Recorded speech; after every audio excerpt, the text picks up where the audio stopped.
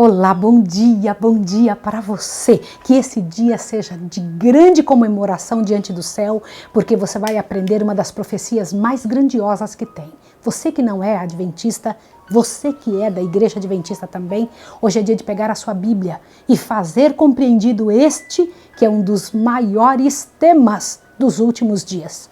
A profecia das 2.300 tardes e manhãs. Uma profecia muito significativa, capítulo 18. Vamos orar juntos? Senhor Deus do Universo, bendito Pai, nós queremos que o Senhor nos ilumine a mente agora, que o Senhor nos dê o Teu Santo Espírito para podermos entender. Rogamos em nome de Jesus. Amém. O seu programa Tocha está iniciando.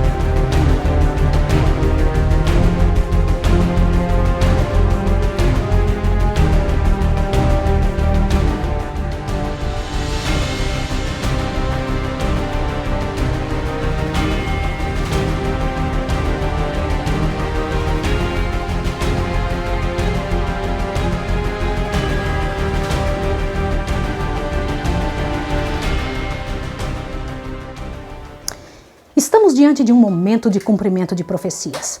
E nosso Deus precisa de alguém para começar a proclamar ao mundo sua breve volta. Do que eu estou falando? Aquele momento em que o mundo estava assim angustiado, tinha acabado de acontecer o escurecimento do sol, da lua, aquela situação, naquele momento, quem era que Jesus iria chamar para pregar as mensagens angélicas? Um homem simples, que já havia duvidado da veracidade das Escrituras e que tinha verdadeira sinceridade, foi escolhido por Deus para essa grande obra. Guilherme Miller, como os outros reformadores, tinha uma família humilde cheia de desafios, o que o ajudou a manter-se em prontidão para o preparo que a pregação exigia dele.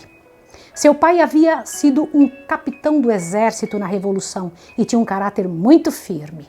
Por isso, para Guilherme Miller era fácil ele entender as coisas mais firmes da vida. Deixa eu ler para você a respeito desse detalhe de sua família. Deixa eu ler aqui, ó.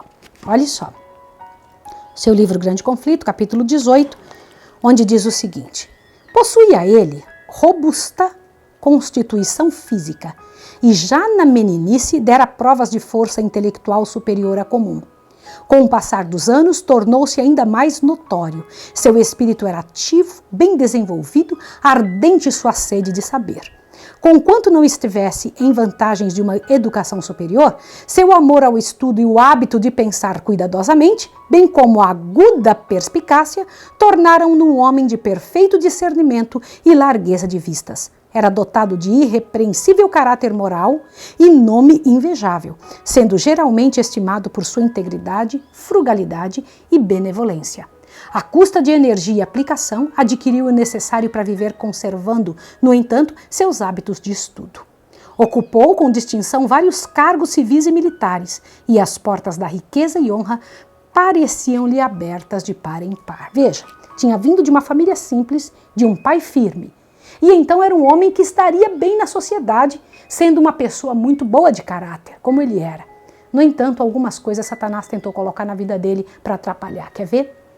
Sua mãe, que era muito devota, tinha ensinado a palavra a ele, e seu caráter foi moldado segundo os costumes cristãos.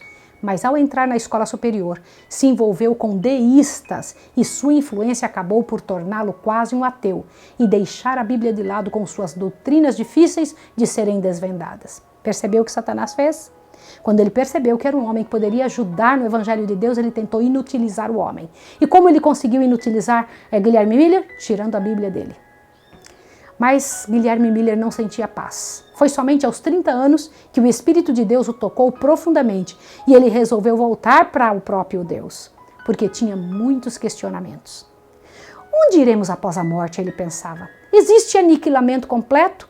O que vem a ser o juízo de Deus? Como viver neste mundo dentro de um propósito correto? Eram muitas questões que estavam na mente dele e o coração dele estava apertado. De repente, começou a pensar no Salvador e seu amor tão profundo. Mas, na verdade, não sabia se esse Salvador realmente existia. E fora a Bíblia, não podia dizer se havia provas da existência de Jesus. E eu vou ler aqui o que se passou na cabeça de Guilherme Miller. Dá uma olhadinha aqui para que você veja. Olha só. Eu vou ler para você. Olha, ele mesmo dizendo: vi que as Escrituras Sagradas apresentavam precisamente um Salvador como o que necessitava. Fiquei perplexo por ver como um livro não inspirado desenvolvia princípios tão perfeitamente adaptados às necessidades de um mundo decaído.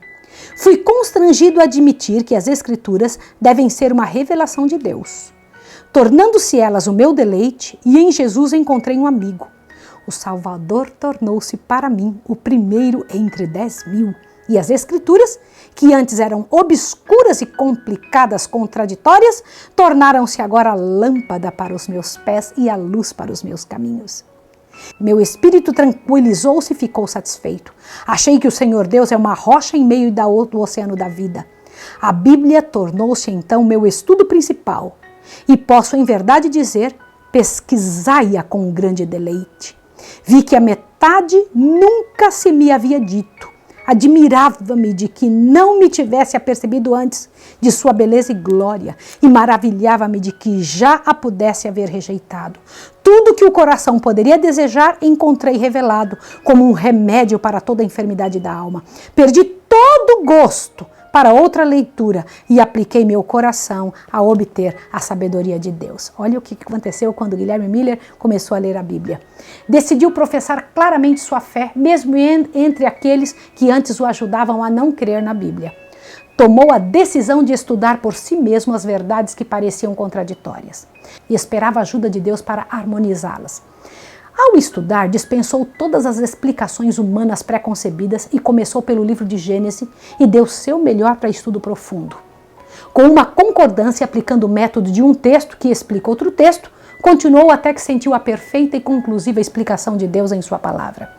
Experimentou a verdade das palavras do salmista: a exposição de tuas palavras dá luz e dá entendimento aos simples. Salmo 119, 130. Quando começou a estudar os livros de Daniel e Apocalipse, empregando os mesmos princípios de interpretação, ficou altamente feliz em ver que os símbolos e as visões eram explicados com a maior facilidade e de fácil compreensão. Comprovou o que a própria palavra diz. Fiquei assim convencido, diz ele, de ser a Escritura Sagrada um conjunto de verdades reveladas, tão claras e simplesmente apresentadas, que o viajante, ainda que seja um louco, não precisa errar. Anjos celestes estavam a guiar-lhes os estudos. Compreendeu que o tal milênio antes da vinda de Jesus, onde todos estariam felizes e prósperos, não existia na Bíblia, e que os autores bíblicos explicavam que o joio cresceria junto com o trigo até a vinda de Jesus, e que seria ele quem limparia a seara. Olha, quando se começa a estudar a Bíblia, começa a cair de lado uma série de compreensões errôneas. Estudar a Bíblia é o que nós precisamos para saber quem está falando a verdade. Qual é o grande erro do povo cristão de hoje? Quando ouve alguma coisa que não tinha ouvido falar antes, eles correm nos seus líderes e não na Bíblia. Você deve pegar a Bíblia e estudá-la para saber se ela diz exatamente assim. Compreendeu também que havia outra doutrina errada na igreja que frequentava. E esse erro era o alicerce onde se fundamentava a ideia de que ainda faltavam muitos anos para Jesus voltar. E por isso não se precisava observar os sinais, aqueles sinais que estavam acontecendo. O erro era que o mundo todo seria convertido. Olhe bem, essa afirmação, o estudo da Bíblia mostrou a Miller que era um erro. Miller entendeu que a vinda de Cristo era literal e verdadeira, e que nessa ocasião os mortos iriam ressuscitar. Isso era claro nas passagens bíblicas que tinha estudado, e assim como o relâmpago que sai do Oriente e se mostra até o Ocidente, assim será também a vinda do Filho do Homem. Mateus 24, 30 e 27. Ele deverá ser acompanhado de todas as hostes celestiais. O Filho do Homem virá em sua glória e todos os santos anjos virão com ele. Ele enviará seus anjos com um rijo clamor de trombeta, os quais ajuntarão seus escolhidos dos quatro cantos da terra. E em nenhum local das Escrituras havia qualquer contradição mais no coração de Guilherme Miller. Nem todos dormiremos, diz Paulo, mas todos seremos transformados no momento, num abrir e fechar de olhos, ante a última trombeta, porque a trombeta soará e os mortos ressurgirão incorruptíveis e nós seremos transformados. Porque convém que isto que é corruptível se revista de incorruptibilidade e isto que é mortal se revista da imortalidade. E em sua carta aos Tessalonicenses, depois de descrever a vinda do Senhor, diz Paulo: os que morreram em Cristo ressurgirão primeiro. Depois nós, os que ficarmos vivos, seremos arrebatados juntamente com eles para encontrar o Senhor nos ares. E assim estaremos para sempre com o Senhor. Está em Tessalonicenses 4, 16 e 17. Então foi estudando essas passagens que Guilherme Miller começou a encher o coração. Descobriu que ninguém herdará o reino de Deus antes de sua volta. Você sabia disso? Quantas pessoas haviam dito que havia aquele arrebatamento secreto, que pessoas iam para o céu antes, mas a Bíblia estava dizendo que isso não acontecia. E quando o Filho do Homem vier em sua glória e todos os santos anjos com ele, então se assentará no trono de sua glória e todas as nações serão reunidas diante dele e apartará uns dos outros como o pastor aparta dos bodes as ovelhas e porá as ovelhas em sua direita, mas os bodes à esquerda. Então dirá o Senhor aos que estiverem à sua direita: vinde, benditos de meu Pai, possuí por herança o reino que vos está preparado desde a fundação do mundo. Vimos pelos textos citados que quando o Filho do Homem vier, os mortos serão ressuscitados incorruptíveis, os vivos serão transformados e por essa grande mudança ficam preparados para receberem o reino, pois Paulo diz: a carne e o sangue não podem herdar o reino de Deus, nem a corrupção herdar a incorrupção. Está escrito em 1 Coríntios 15, 50. Percebeu que o homem no estado natural não pode receber o reino de Deus, e sim quando receber a imortalidade, e essa somente quando Jesus voltar. Você percebe quantos erros Guilherme Miller descobriu só estudando a Bíblia? Ele viu que o que se pregava sobre um reino espiritual antes da vinda de Cristo estava realmente depois da vinda dele. Como assim? Estudou também a cronologia bíblica e viu que os acontecimentos estavam deixando claro que tudo havia passado e o fim havia chegado. E os sinais mostravam que estava por chegar o tempo do refrigério pela presença do Senhor. Guilherme Miller percebeu que os sinais eram uma prova de que Jesus estava voltando. Percebeu também uma certa quantidade de contagem de anos na Bíblia. Aí que começa a grande questão dos 2.300 dias. Veja o que eu vou ler agora. É muito importante que você perceba isso. Olha o que Guilherme Miller descobriu. Olha só. Olhe bem. Notei que os acontecimentos preditos, que se haviam cumprido no passado, muitas vezes ocorreram dentro de um dado tempo. Os 120 anos do dilúvio, os 7 dias que o deviam proceder, com 40 dias de chuva, os 400 anos de permanência temporária da semente de Abraão, os 3 dias do sonho do copeiro Mor e do padeiro Mor, os 7 anos de Faraó, os 40 anos no deserto, os 3 anos e meio de fome, o cativeiro de 70 anos, os 7 tempos de Nabucodonosor, as 7 semanas e 62 semanas, perfazendo 70 semanas determinadas aos judeus. São tempos que limitaram acontecimentos que antes eram apenas assuntos de profecia, cumprindo-se de acordo com as predições. O que Guilherme Miller percebeu? Tudo de Deus tem um número no meio. Todas as profecias dele têm alguma coisa relacionada a números. Com base nisso, sabia que Deus ainda tinha mais, pois todas as verdades da Bíblia relacionadas a tempos estavam no passado. Mas ainda a volta de Jesus estava no futuro. Então pensou que se ele buscasse na palavra de Deus, iria achar o tempo que mostraria quando Jesus iria voltar. Uma vez que na própria Bíblia, nosso Deus mesmo disse que não faria qualquer coisa sem antes revelar seu segredo aos seus servos, os profetas. E como mesmo Moisés falou, as coisas encobertas são do Deus e as reveladas para o homem. Então foi a grande luta de Guilherme Miller. Ele se pôs a procurar e estudar com muita oração. Qual foi o resultado disso, quando ele começou a estudar? A profecia que mais parecia indicar o tempo do segundo advento era de 2.300 tardes e manhãs e o santuário seria purificado. E a própria Bíblia indica que um dia na profecia equivale a um ano. Então os 2.300 dias seriam 2.300 anos. E isso implica em que o santuário aqui apresentado nunca poderia ser o dos tempos dos israelitas, pois era um período futuro. E ao continuar estudando, concluiu que no final dos 2.300 anos, o local que precisava ser purificado seria a terra. E como sabia que Jesus estaria voltando para isso, concluiu então que se conseguisse descobrir quando começaria os 2.300 anos, naturalmente chegaria até a data do retorno de Jesus. Presta atenção nisso.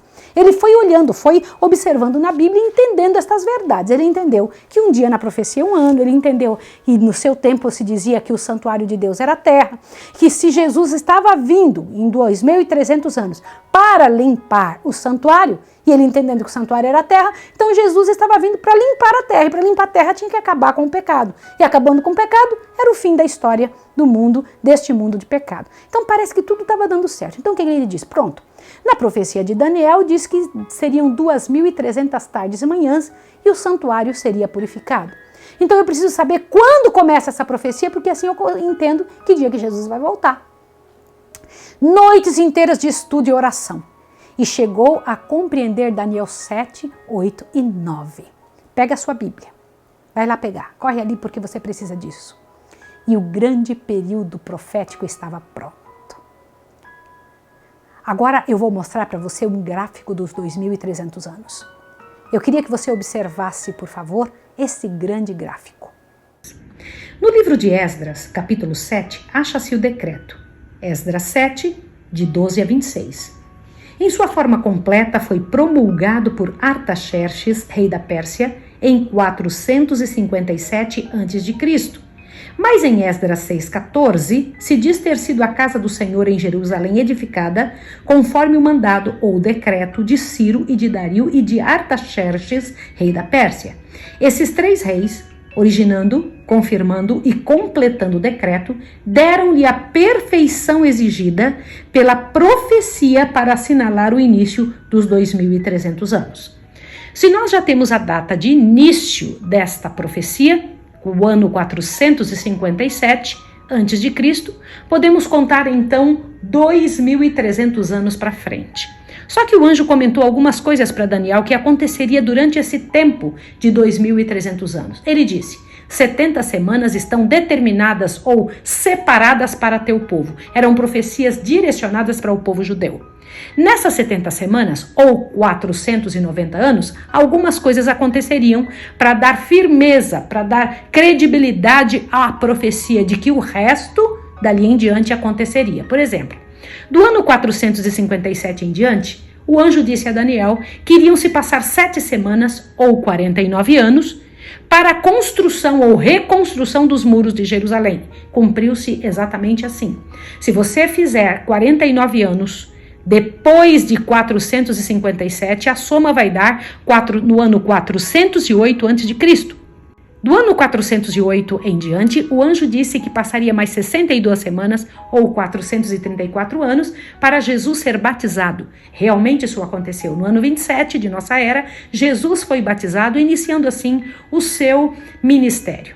Mas aqui, se você fizer a soma de 7 semanas mais 62 semanas, você vai ter só 69 semanas das 70. Está faltando uma. Esta semana que está faltando é aquela que o anjo disse: e ele fará concerto com muitos por uma semana. Aqui está a semana faltante. O que aconteceu nesta semana? Jesus começou seu ministério no ano 27. 3 anos e meio depois ele morre no ano 31. Ele deu a sua vida na cruz do Calvário. Ficou faltando então mais 3 anos e meio, mais a outra metade da semana, não é? Do ano 31 ao ano 34, nós temos a outra metade da semana, aonde termina neste ano 34 com a morte de Estevão, que foi o último prazo que Deus tinha dado para os judeus para que se reconciliassem com Deus da forma como o Senhor Deus pedia. Portanto, as 70 semanas do povo judeu estavam terminadas aí.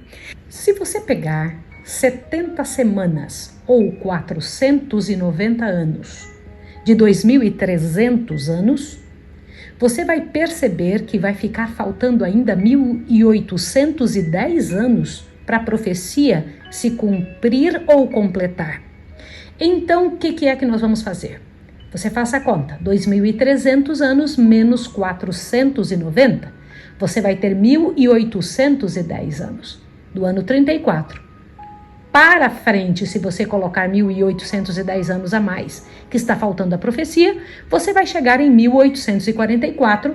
No ano de 1844, então, seria o ano em que se completaria a profecia e, segundo o que o anjo disse, estaria o santuário sendo purificado, que Guilherme Miller entendeu então que seria a terra que Jesus viria purificar.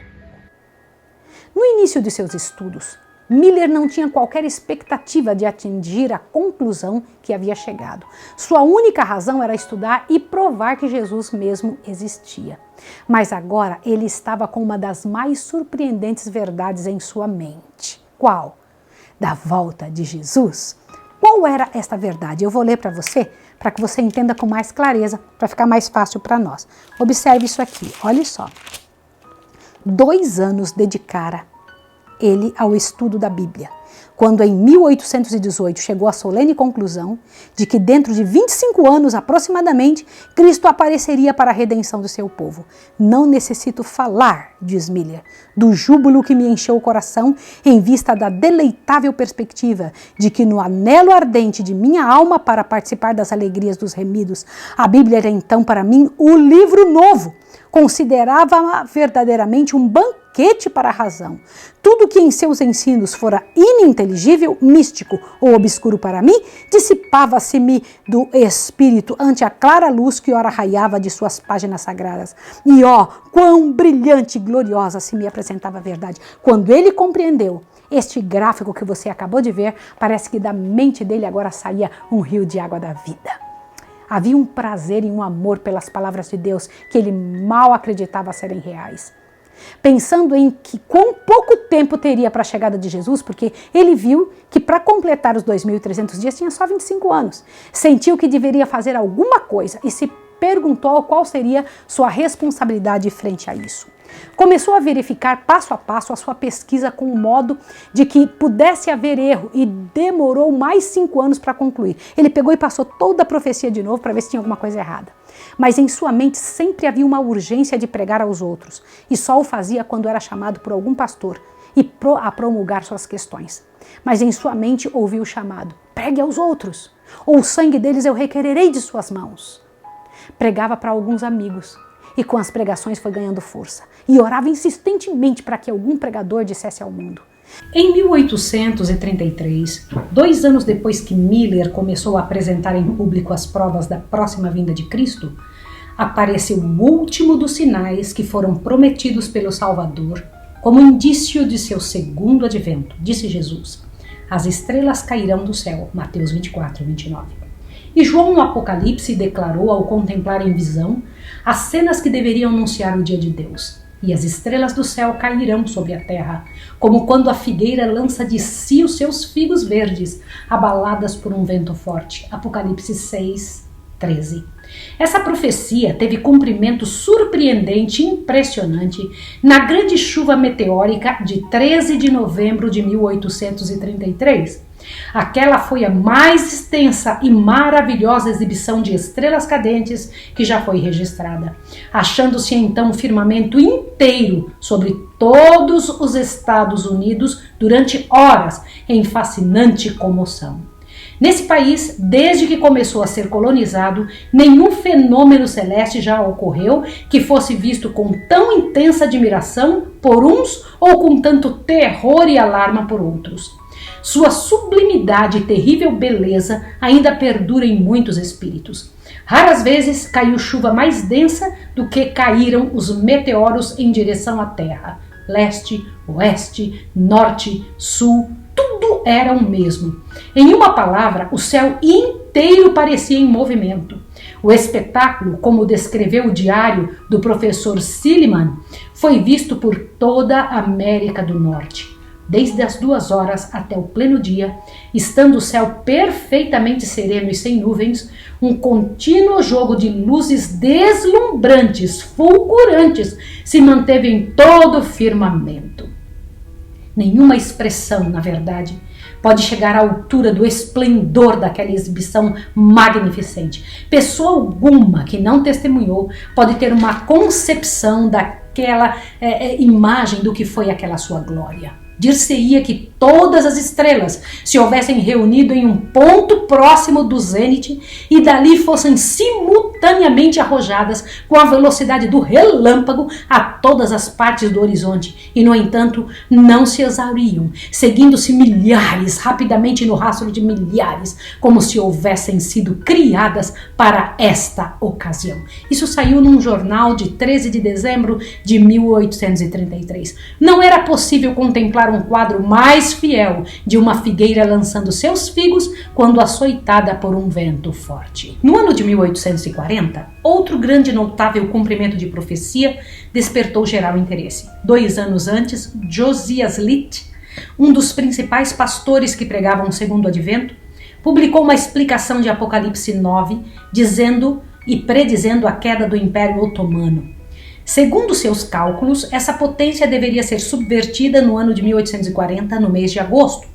E poucos dias apenas antes de seu cumprimento escreveu, admitindo que o primeiro período, 150 anos, se cumpriu exatamente antes que Deacoses subisse ao trono com permissão dos tronos, e que os 391 anos, 15 dias, começaram no final do primeiro período. Terminará no dia 11 de agosto de 1840, quando se pode esperar seja abatido o poderio otomano em Constantinopla.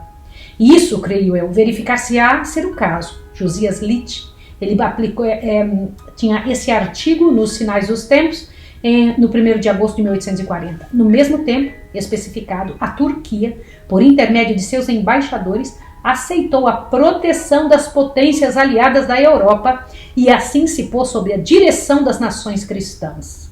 Acontecimento cumpriu exatamente a predição que tinha sido dito. Quando se tornou conhecido, multidões se convenceram da exatidão dos princípios de interpretação profética adotados por Miller e seus companheiros, e maravilhoso impulso foi dado ao movimento do advento. Homens de saber e posição uniram-se a Miller, tanto para pregar como para publicar suas opiniões, e de 1840 a 1844, essa obra estendeu-se rapidamente. Mesmo com toda oposição, as igrejas começaram a crescer e com o tempo começaram a tomar medidas disciplinares aquelas pessoas que iam ouvir os conselhos de Miller. Então Guilherme mandou uma carta a todas as congregações pedindo o seguinte, que se havia erro em suas conclusões, que por favor fossem mostradas através da palavra da vida. A palavra de Deus é a única que pode mudar a nossa opinião. Séculos após séculos, as advertências de Deus têm sido ridicularizadas. No tempo de Noé, no tempo de Moisés, nos tempos dos profetas enviados ao povo de Deus, e nos tempos de Jesus. Na Idade Média, pelos seguidores da Igreja e de Roma, e agora pelos que não se conformavam com a verdade, que não entendiam. E quem os usava? Quem estava a falar pela boca dessas pessoas que perseguiam Miller? O poder que os investia ainda permanece vivo. O Senhor nos indica que justamente antes de sua segunda vinda, acontecerá exatamente o mesmo. Como nos dias de Noé, e veio o dilúvio e os levou a todos, assim será como nos últimos dias, porque a doutrina da volta de Jesus é tão mal recebida. Vou explicar para você por quê. Quando Miller começou a pregar sobre a doutrina da volta de Jesus, exigia que as pessoas mudassem de vida para encontrar com o Senhor da glória. E as pessoas não queriam isso.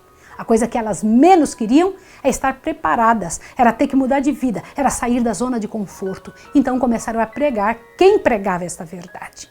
Você viu que na profecia dos 2.300 dias, das 2.300 tardes e manhãs, o Senhor Deus então estava mostrando que a brevidade de sua volta estava ali, na iminência disso acontecer. O desejo de permanecer na liberdade de se fazer o que se quer faz com que a gente passe a odiar as pessoas que falam uma verdade diferente. Mas, irmãos, há luz para os nossos dias. O Senhor Deus tem profecias para o agora. Quais são essas profecias? O capítulo 19 vai nos ensinar sobre isso. E eu quero muito que você esteja aqui amanhã. Por favor, em nome de Deus, não deixe de estudar estes próximos capítulos. Eu vou orar com você. Santo Deus e amado Pai, realiza a tua obra em nós, Senhor. Não nos permita perseguir quem nos leva a compreender as verdades da vida. Não nos deixe, Senhor Deus, a ficar chateados e incomodados quando alguém quer nos tirar da zona de conforto, daquilo que não nos preparará para a volta de Jesus. Abençoe essa pessoa e a mim também, em nome de Jesus. Amém. Deus abençoe você e até amanhã.